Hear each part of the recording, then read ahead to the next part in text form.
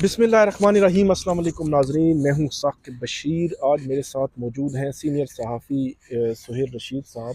Court reporting में बड़ा वसी तजर्बा रखते हैं। आज एक बड़े अहम मौजू पे हमने बात करनी है कि इस्लामाबाद की तारीख़ में एक ऐसा केस सामने आया है जिसको कोई अदालत जो है वो सुनने के लिए तैयार नहीं है।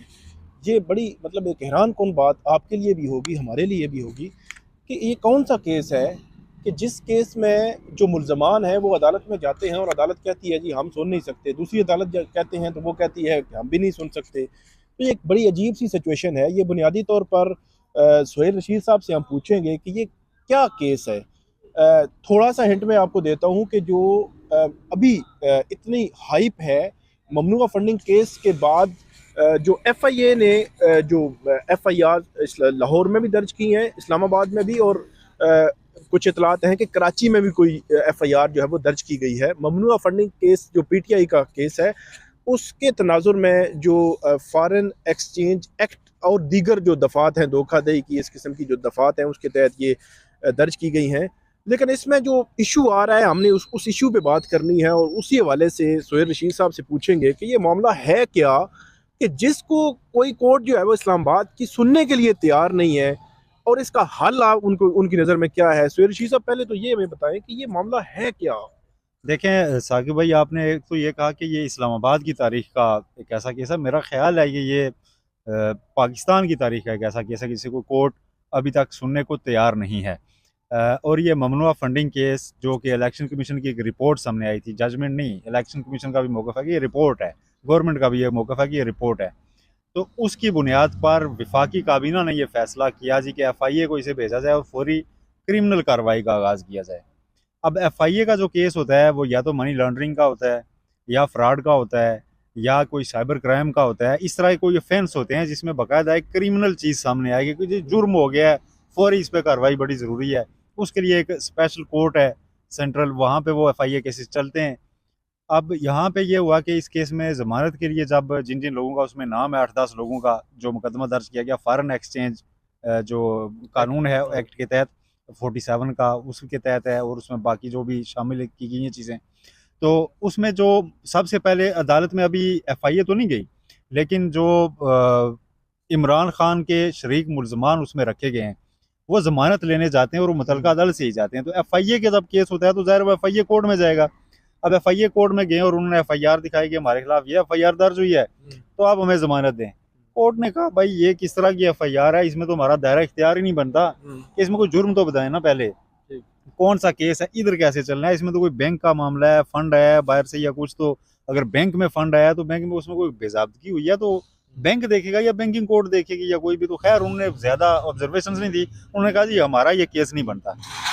अब जब ये उन दो बंदों को जब वहाँ से दायरा इख्तियार न होने पर नहीं सुना गया, तो फिर इमरान खान ने डायरेक्ट इस्लामाबाद हाई कोर्ट से रब्ता किया कि जी मेरे जो को अक्यूज़ हैं उन्हें तो FIA कोर्ट नहीं सुन रही, तो अब मैं बेल कहाँ से लूँ, मेरे खिलाफ तो FIR दर्ज हो गई है, मीडिया में आ गया, सब कुछ हो गया है, तो बेल कहाँ से लूँ जी, मुझे आप प्रोटेक्टिव बेल दें जब तक कि कोई रेलिवेंट कोर्ट सामने नहीं आती कि किसकी जुरिस्डिक्शन बनती है, तो आप मुझे एक प्रोटेक्टिव बेल दें। तो अब इमरान खान को जो 2-3 दिन पहले आपने देखा कि अचानक वो आए इस्लामाबाद हाई कोर्ट में और पेश हुए, और वहाँ पे ये पॉइंट भी सामने आया था कि जी किस कोर्ट का ये केस है, और जो आपके डिप्टी अटार्नी जनरल साहब थे, बल्कि एडिशनल अटार्नी जनरल साहब हैं, उन्होंने हैरानगी का इजहार किया जी कि ये मेरे लिए बड़ा सरप्राइज़ है कि कोर्ट ने सुनने से इनकार कर दिया है। अब इमरान खान साहब को मंगल तक चीफ जस्टिस अदर मनल्ला ने ज़मानत दी थी और ये साथ ऑब्जर्वेशन दी थी कि अगर तब तक मुतल्लिका अदालत का तय नहीं होता तो फिर हम इस केस को दोबारा सुनेंगे और देखेंगे। इस दौरान जो दूसरी पेशरफ्त सामने आई आज कि उनके जो को अक्यूज थे वो बैंकिंग कोर्ट चले गए कि चलें जी बैंक में फंड आए हैं, तो अब ये बैंक का मामला होगा तो हम बैंकिंग कोर्ट चले जाते हैं। बैंकिंग कोर्ट ने देखा, उसने कहा यार ये केस हमारा भी नहीं बनता। अब दो ही फोरम्स थे, अब FIA का केस है या बैंकिंग कोर्ट में जाएगा, या फिर दहशतगर्दी की दफात होंगी तो दहशतगर्दी की कोर्ट में जाएगा, या फिर अगर दीगर कोई मामले हैं तो FIA की स्पेशल कोर्ट में जाएगा। दहशतगर्दी की दफात तो है नहीं, बाकी दोनों कोर्ट सुनने से इनकार कर चुकी हैं, तो अब बाकी बच गई वही मातहत अदालतें जहाँ पे पुलिस केस चलते हैं। तो क्या अब ये लोग वहाँ जाएंगे या वो भी किन दफात के तहत इन्हें सुनेंगे? तो ये सारा माजरा है। अब इस केस को नहीं सुना जा रहा, अब वो भी इस्लामाबाद हाई कोर्ट आ गए हैं सारे को एक्यूज, और बड़ा इंटरेस्टिंग हो गया ये सारा केस ही। और मेरा ख्याल है कि गवर्नमेंट ने एक हेस्ट में जल्दबाजी में। अभी सिर्फ इलेक्शन कमीशन की एक रिपोर्ट थी, उसको किसी फोरम पे चले जाना चाहिए था, पहले उसमें तय हो जाता कि इसमें से क्रिमिनल ऑफेंस किस किस चीज़ पे बनता है, बनता भी है या नहीं, या मैच ये एक फंड्स छुपाने का मामला है, उस पर कोई सादिक और अमीन होने या ना होने का मामला है, तो उसमें नायल ही बनती है। उसमें फिर ये तो नहीं होता, अगर वो भी साबित हो जाए किसी की ये कोई एफिडेविट था जिसकी खिलाफ वर्जी हुई है, तो उसमें क्रिमिनल केस मेरा ख्याल है बनाने में जल्दबाजी की गई, एफआईए को दे दिए गए। अब उन्होंने एक एफआईआर दर्ज कर दी है, अब उसके ऊपर किसी कोर्ट की जुरिस्डिक्शन ही नहीं तय हो रही, और अब मामला सीधा इस्लामाबाद हाई कोर्ट में लैंड कर चुका है। इमरान खान वहाँ आ चुके हैं, दीगर जो उनके शरीक मुल्ज़मान हैं वो वहाँ आ और चुके हैं। उसमें भी ये है कि जो अल्टीमेटली जो कोर्ट है वही जो स्पेशल कोर्ट्स हैं, जिस तरह सुहेल साहब बता रहे हैं कि एफआईए की कोर्ट है या बैंकिंग कोर्ट है, जिन्होंने अभी तक ये कहा है कि हमारी जुरिस्डिक्शन नहीं बनती, हाई कोर्ट में ये डायरेक्ट मामला आ नहीं सकता। लेकिन अल्टीमेटली क्योंकि ये एडमिनिस्ट्रेटिव कंट्रोल होता है हाई कोर्ट का, तो हाई कोर्ट ने फिर देखना है कि ये केस सुनेगा कौन। और दूसरी जो इन्होंने बात की वो भी बड़ी इंपॉर्टेंट है कि एक जो इलेक्शन कमीशन ने एक रिपोर्ट दी जिस पे अभी शो काज नोटिस पीटीआई को हुआ है, उस पे अभी फाइनल होना है मामला और उसके बाद अगली चीज़ें चलनी हैं। तो बज़ाहिर ये भी लगता है कि कुछ जल्दबाजी में चीज़ें हुई हैं और उसके बाद एक वो पीटीआई के खिलाफ केस भी बना, फिर प्रेस कॉन्फ्रेंसेस भी हो गई और पता नहीं क्या क्या हो गया। और अभी सूरत हाल ये है कि कोई एक अदालत जो है वो केस सुनने के लिए तैयार नहीं है। तो अब इसका आपको हल क्या नजर आता है कि हाई कोर्ट क्या मतलब हो हाई सकता है? कोर्ट अगर इस दौरान, मेरा ख्याल है अब अगर इस दौरान पीटीआई इसको क्वेश्चन के लिए आ गई थी कि ये किस तरह की एफआईआर है, तो मेरा ख्याल है कि ऐसा ना हो कि एफआईए को या गवर्नमेंट को अभी से सुबकी उठाना पड़ जाए, क्योंकि ये जल्दबाजी में एक ऐसा मामला है, या तो इसको तय हो जाता है ना कि ये इसमें क्राइम ऐसा हुआ है कि जो ना काबिल गिरफ्त है और इस पे सजा होनी चाहिए, इस पे तो गिरफ्तारी होनी चाहिए, इस पे तो कैद की सजा होनी चाहिए, ठीक है, तो वो मामला बनता था। अब जैसे देखें नवाज शरीफ साहब का न्यायालय का मामला जो सुप्रीम कोर्ट में सामने आया था अकामा रखने पर, अकामे पे उन्हें सिर्फ न्यायालय की सजा हुई थी, उस पर यह नहीं हुआ था कि तहकीकात करके तो उसको अलग से किसी खाते में गिरफ्तार किया जाए। वो जो पनामा ट्रायल चला वो अलग मैटर पे था, तो अकामे वाला अगर वो नई चीज़ ऐसी निकल आई थी। अब इसी तरह जो ज़्यादातर हम लोगों से बात होती है जो कानून बेहतर जानते हैं, वो ये कहते हैं जी कि ममनुआ फंडिंग में जितनी फंडिंग अगर ममनू साबित हो जाए तो वो बहक के सरकार जब्त हो जाती है, बस मैक्सिमम सज़ा ये है। हाँ, उसकी रोशनी में अगर कोई एफिडेविट गलत साबित होता है किसी का पब्लिक ऑफिस होल्डर का, तो उसको कॉन्सिक्वेंसेस फेस करना पड़ेंगे डिस्क्वालिफिकेशन की सूरत में। लेकिन एकदम से क्रिमिनल कार्रवाई शुरू कर देना, अब क्रिमिनल कार्रवाई के लिए क्या ज़रूरी होता है जी कि या तो पैसा छुपा के आया और आपने पकड़ लिया, मनी लॉन्ड्रिंग का मामला है, तो फिर तो एफआईए का केस बन जाएगा, या फिर उस पर टैक्स अगर नहीं अदा किया हुआ तो हम कहेंगे कि एफबीआर का मामला कोई हो गया, ठीक है जी।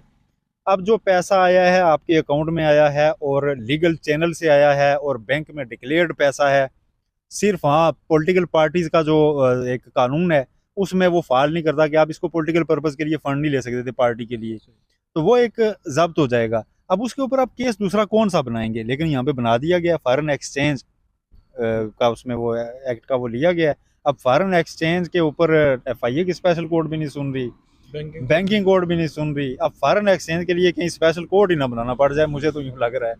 तो ये एक वही जल्दबाजी एक दफ़ा फिर दिखाई दी है जो सियासी केसेस में होती है। सियासतदानों के केसेस बाज़ बात जेनवन भी होते हैं और बहुत सारे जेनवन होते हैं जिसमें वाकई बेज़ाब्तियाँ होती हैं, करप्शन होती है, सारा कुछ होता है, लेकिन उसमें जो दूसरी पार्टी होती है ना उस वक्त वो इतनी जल्दी में होती है कि वो इतना जल्दी नतायज चाह रही होती है कि वो वेट नहीं करती, प्रोसीजर फॉलो नहीं करती।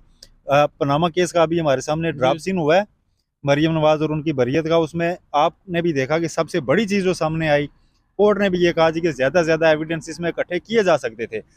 जस्टिस आमिर फारूक के रिमार्क्स थे, नैब ने जब कहा जी कि हमारे पास टाइम थोड़ा था, वो सुप्रीम कोर्ट की डायरेक्शन थी, उन्होंने कहा टाइम थोड़े की बात ही नहीं है, आप वो टाइम लेते जो भी करते, आपके पास जब आपको पता चला था जी कि इसकी असासे की मालियत इतनी तक है तो आप उसके लीगल डॉक्यूमेंट्स यूके से हासिल करने की कोशिश करते।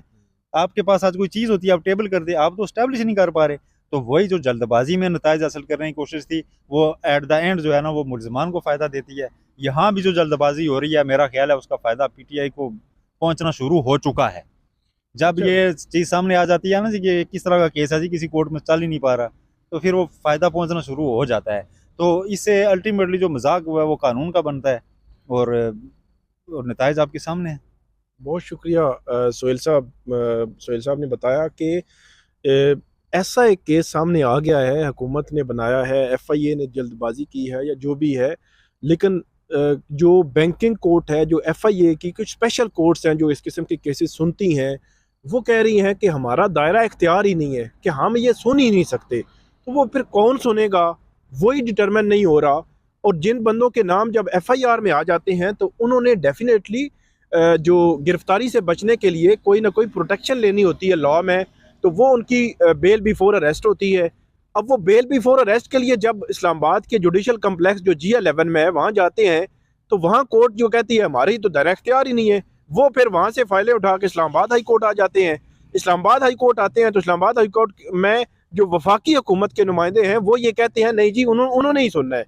लेकिन इमरान खान के केस में ये हुआ कि मंगल तक का टाइम दिया गया है। इसके अलावा दीगर जो मुल्जमान है इस केस में वो भी वहाँ पे गए हैं, वो उनको हाई कोर्ट में आना पड़ा। हाई कोर्ट ने उनको प्रोटेक्शन दी है कि चलें 2-4 दिन हम आपको प्रोटेक्शन देते हैं, लेकिन फिर अल्टीमेटली हाई कोर्ट डिसाइड करेगी कि अब ये केस सुनना किसने है।